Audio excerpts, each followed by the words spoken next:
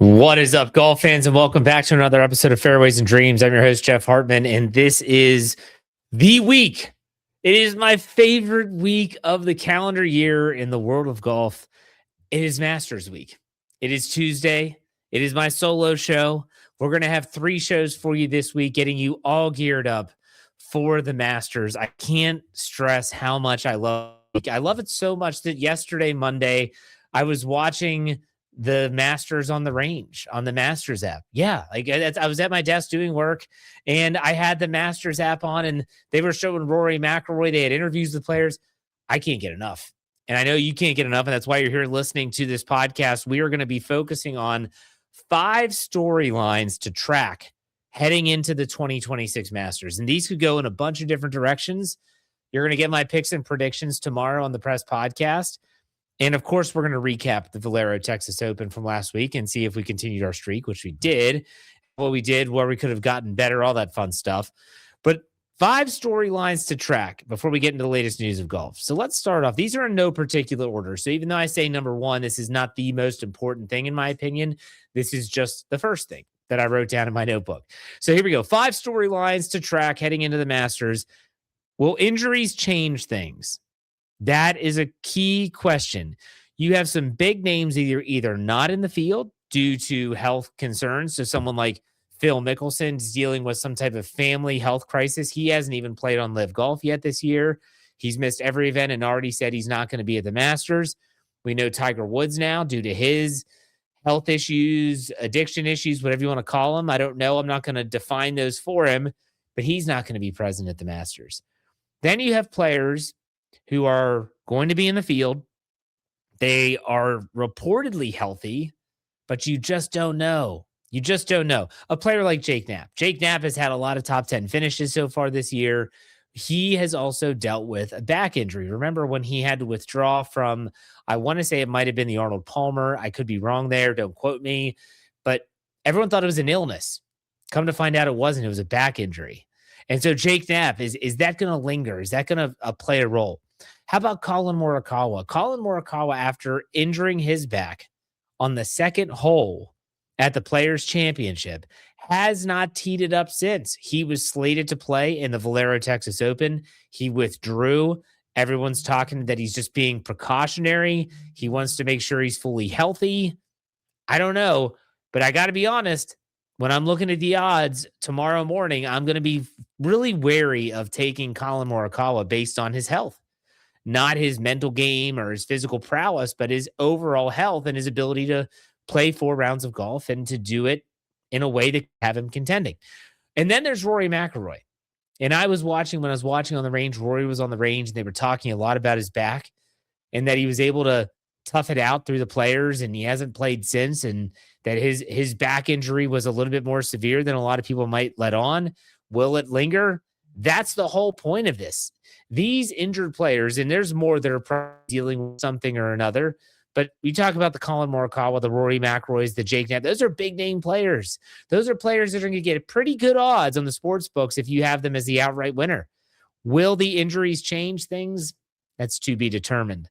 All right, let's go next. I think that there is going to be a more focused Scottie Scheffler at Augusta National Golf Club this upcoming weekend. In case you didn't hear, and they did not say anything publicly, there was no Instagram post or anything like that, social media blast, that Scottie Scheffler and his wife Meredith welcomed their second child, another boy named Remy, and this was 10 days ago. Actually 11 days now as it's Tuesday. Now, a lot of people might say, my wife included, I feel like Scottie would be more distracted then. I don't know. Scottie Scheffler is a family guy, and he openly said that if it was ever a situation of, do I need to be with family or do I need to be on the golf course, he would never even hesitate. It was always going to be family. And so I think that when Meredith is getting to the point where she's near her due date, I'm sure he's stressed and he's probably concerned for his wife. And he's wondering, am I going to get a phone call? Am I going to have to leave this tournament? Whatever the case is, he hasn't played since the Players' Championship either. And a lot of people are worried because remember, he was supposed to play 2 weeks ago in Texas and he withdrew because they were expecting their child. I personally think that with this out of the way, Meredith, his other son, Bennett, they are going to be there in attendance at Augusta National. They're even going to have little Remy with him. I think that he is now at ease, that he doesn't have to worry about that now. His family is there. He can focus on golf. And this is very similar to 2024. They talked about this a little bit on the Masters app if you were watching the coverage, that in 2024, they were expecting the birth of Bennett. He came, and Scotty played a freestyle of golf as he went on to win the Masters, his second green jacket, and then also won the RBC Heritage in Hilton Head, South Carolina the next week. I think you're going to see a more focused Scotty Scheffler. I've already said it on multiple shows and multiple arenas, we'll put it that way. I really like Scotty this week, but we'll talk about this tomorrow in the press podcast. My third storyline is this Liv's time to shine, or is it a revenge tour? This is interesting. So the number of Liv golfers that are playing in the tournament has decreased significantly. Joaquin Niemann didn't make it. Here are some of the big names. There's really 5 big name players from Liv Golf that are going to be playing. John Rahm, Bryson DeChambeau, Dustin Johnson, Tyrell Hatton, and Cam Smith. You still have your Charles Schwartzel, Sergio Garcia. They'll be there because they're past champions. But those are the big 5. And there's a lot of people wondering, like, is this Liv's last chance at really winning one? I wouldn't go that far, because unless Bryson DeChambeau leaves, he's been contending in majors every single year in the 4 opportunities that he gets to play with the best players in the world. John Rahm's not probably going anywhere, so I feel like he'll still have an opportunity. DJ, you feel like Dustin Johnson, the sun is kind of setting on him. He'll always be there, but he's still got so much potential there in his game. And I think they said that he is the same age as Marco Miro when Marco Miro won his first green jacket. I don't know, but Cam Smith hasn't played good golf. Tyrell Hatton has been up and down. Or is this the revenge time? Let's also not forget, just because we've kind of gotten into this groove of every single week having a PGA tournament, that Brooks Koepka will be around some of these golfers that are now on Liv Golf for the first time since he left. Let's also not forget that Patrick Reed, even though he's not been accepted back onto the PGA Tour, he won't be able to do that until August, that he'll be back as a past Masters champion. And he's been playing good golf this year. He's won multiple times on the DP World Tour already. Is this kind of like the revenge aspect of Brooks Koepka leaves Liv and contends at a major, something he hadn't done since he left the PGA Tour? I know people will say Jeff Liv is dying, whatever. It's still there, and I still think it's a storyline to track. So that's why I have that on the list. Next, let's talk about, it's not the Valero curse. It really isn't the Valero curse. It's if the player wins a week before the Masters, how do they do in the Masters? I talk about this every year, and I update my statistics after the past year to see how they did. So what I did is I went back all the way to 2014 when it was the Houston Open, and I tracked who won at the Houston Open and how did they do in the Masters the following week. Now it's the Valero Texas Open, and we still have a lot of data there as well. So let's go back and let's revisit some of this information. In 2014, Matt Jones won the Houston Open. What did he do the next week? He missed the cut. 2015, JB Holmes wins the Houston Open. He misses the cut at the Masters. 2016, Jim Herman wins the Houston Open. He too misses the cut. 2017, Russell Henley wins the Houston Open and finishes tied for 11th at the Masters. So not a bad finish. 2018, Ian Poulter wins the Houston Open, the last year for the Houston Open, and he finishes tied for 44th at the Masters. So now we transition to the Valero Texas Open. 2019, Corey Connors wins. He finishes tied for 46th at the Masters. 2020, there was no Valero. That was when they had the Masters in November and fall. 2021, Jordan Spieth. He wins the Valero, and he has a T3 finish, tied for 3rd. That is by far the best finish so far. 2022, JJ Spawn won the Valero. He finished tied for 23rd at the Masters. 2023, Corey Connors wins it again, but he misses the cut at the Masters. 2024, Akshay wins the Valero, and he finishes tied for 35th. 2025, Brian Harmon won the Valero and finished tied for 36th. And so we don't know what's going to happen with JJ Spawn, but you have to go back well over a decade to find a player that has even won the Masters after winning the week before. I didn't even go back that far. The best finish by far is Jordan Spieth in 2021 after winning the week before the Masters, finished tied for third at the Masters tournament. Other than that, it's Russell Henley tied for 11th, and then it is a precipitous drop-off to J.J. Spawn tied for 23rd. A lot of miscuts there. I don't know why.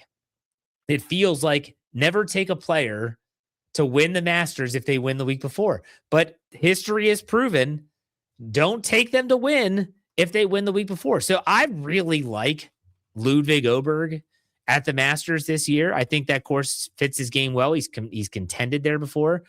I think his game is really shaping well. He's got some hiccups. We'll talk about that. And we'll definitely do our picks tomorrow. But I was hoping that he didn't win the Valero, because if he won the Valero and he was in contention the entire tournament, then I would have been staying away from him for my Masters picks. So that's another storyline to keep. Can JJ Spawn break the Valero curse? We'll see. And then the fifth and final storyline to track at the 2026 Masters is, will there be a repeat champion or will we have a first-time champion? There are 18 players in the field this year that have won a green jacket. Will any of these players add to their trophy case? Here are the 18 players in no particular order: Rory McIlroy, Scotty Scheffler, Hideki Matsuyama, Jordan Spieth, Dustin Johnson, Bubba Watson, Sergio Garcia, Patrick Reed, Adam Scott, John Rahm, Freddie Couples, Angel Cabrera, Zach Johnson, Danny Willett, Charles Schwartzel, Vijay Singh, Mike Weir, and Jose Maria Olazabal. Will any of those players repeat as champions? I mean, when you think about it, a lot of these players, whether it's your Jose Maria Olazabal, Mike Weir, Vijay Singh, Charles Schwartzel, Danny Willett, and Angel Cabrera, Zach Johnson, Freddie Couples, they don't really have a chance. But when you're talking Rory, Scotty, Hideki, Jordan Spieth, they have a shot. I don't think Bubba Watson, Sergio Garcia have a shot. I don't think Dustin Johnson does either. Adam Scott, I mean, that guy, age just never seems to catch up with him. I don't know. I mean, I don't want to spoil my show tomorrow, so I'm not going to say too much about my picks. But that's a question that I always look for: a first-time champion, or is this someone that's won before, been there, done that? Personally, I think that Augusta National is a course that if you've been there and done it, it makes it easier. You know the pin placements, you know where to go, where not to go. Okay, I need to know that on number one, you know where the speed slots are, the way to take advantage of the course, the way that it sets up. You have to be able to hit all the shots. That's going to be key as well. Fascinating stuff. So to repeat those 5 storylines, will injuries change things for some key players? Number 2, more focused Scotty Scheffler could equal to big results. Number 3, is it Liv's time to shine or former Liv players to get revenge? Number 4, can anyone or JJ Spawn break the Valero curse? And number 5, will it be a repeat champion or will it be a first-time champion to win a green jacket? All right, let's talk about the latest news in golf. Of course, there's not a ton of news based on the fact that everyone's focused on the Masters, as they should be. But let's go back, and JJ Spawn wins the Valero Texas Open, his 3rd career win, and it's his 2nd Valero Texas Open victory. He came back. It was a weird tournament. If you followed it and watched it, the 3rd round got suspended due to rain. Those players had to go out early on Sunday. They didn't even, because they were afraid they weren't going to get it in, and you couldn't have this thing last longer because of the Masters the next week. They couldn't delay it till Monday or something like that. They didn't even repair them. So whoever they were playing with in round 3, when they finished, they went out for round 4. It was crazy and chaotic to see players playing that went out on the back 9. Nonetheless, when it all said and done, JJ Spawn made enough shots, did his job. I think he eagled 17, just like he did at Oakmont. And it was a great tournament for him. Kudos to JJ Spawn. He does have a lot of potential in his game if he can get it all together. But I wanted to bring up something that happened on the final hole for Robert McIntyre. I've said this before, and I'll say it again. There are times, not all the time, that I feel like the pros get it easier than the recreational golfer. And what I mean is, if let's say you were able to play any professional course, any course that the pros might play. I understand that there are conditions, that the greens are lightning fast, the rough is longer, that they're playing from the tips, and it's going to be well over 7,000 yards in length. I know that. I know that it's difficult. I'm not saying it isn't. But there are times where they get away with rules, issues that if you were just a regular golfer playing that course, you would never get that break. And so, what I want to talk about is, if you paid attention, 18 at the Valero Texas Open is a par five, and it's a long one. The wind was howling right in their face. NBC had this tracker which calculated the wind and how far the hole would be with counting in the wind. And at one point, it was over 720 yards. The hole itself was about 600 yards. No one gets home in two there. You got to lay up, and there's a stream that separates the fairway. So Robert McIntyre, it's a good drive. He sees other players. He's playing with Oberg and Roy. They go and they already hit up, and they're laying up because you have to. He gets a 3-wood out, and he double cross duck hooks one. He's a left-handed player, so he hooks it to the right. I mean, it was egregious, this hook. And it's just bounding down into this giant muddy mess. And so what happens? Because you're thinking you're thinking he's done. There's no way this guy's going to hit the green from here. He needs a birdie to send it into a playoff with JJ Spawn. There's no way, no chance at all. And then you hear Kevin Kisner and the other NBC broadcast people say, well, he's going to get relief here, so make sure you stay tuned. He might get himself a good lie. And I'm thinking, this is incredible. This is incredible. There are grandstands just off to his right. So he got relief from the movable object. And then I think they might have viewed standing water. He ended up having a shot at the green, and he does hit the green. But we've seen this before.